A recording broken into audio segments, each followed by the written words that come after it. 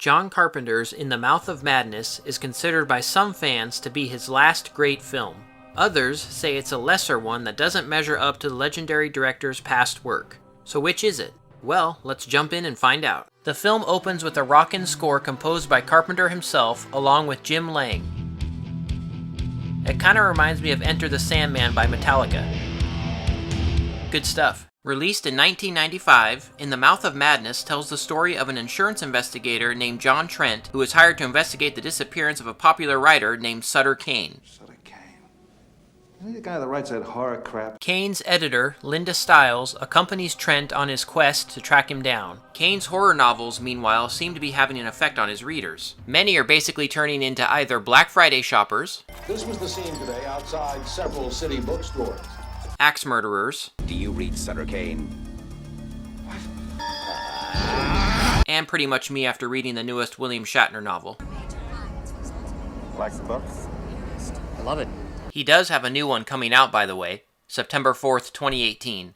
Not that I'm counting down or anything. Trent eventually discovers Kane's location in a small New England town called Hobbs End. Once there, reality and fantasy merge as Kane's horror novels come to life. The mid to late 90s saw the rise of self-aware or meta horror, as the hipster movie fans like to say these days. Carpenter's film was probably the most cerebral of the bunch, with more than a bit of inspiration taken from the classic horror author H.P. Lovecraft. I first saw In the Mouth of Madness when I was 14 years old. I remember liking it at the time, but it wasn't one I watched a lot growing up, like many of Carpenter's other films. As I got older and arguably more mature, my appreciation for this movie grew. It's the kind of film that grows on you, and I find myself noticing new things every time I watch it now. The film is flawlessly directed by John Carpenter. The way he stages shots and scenes, the atmosphere, and the excellent score elevates everything. Sam Neill as Trent gives a pitch-perfect performance as a skeptic fighting to explain the terrors he's experiencing. Julie Carmen is excellent, as usual,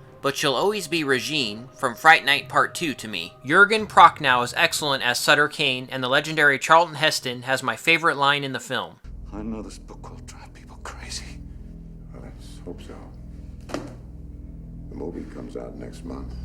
The monster effects were created by K&B, who've done effects on pretty much everything from 80s slasher movies to The Walking Dead. During the climax, when Trent is chased by an almost wall of monsters, it's highly effective. I do wish we had seen a bit more of it though. According to the commentary track on the Blu-ray, Carpenter said the producers wanted him to cut the scene down to just a few glimpses. It's all still very effective in the film though.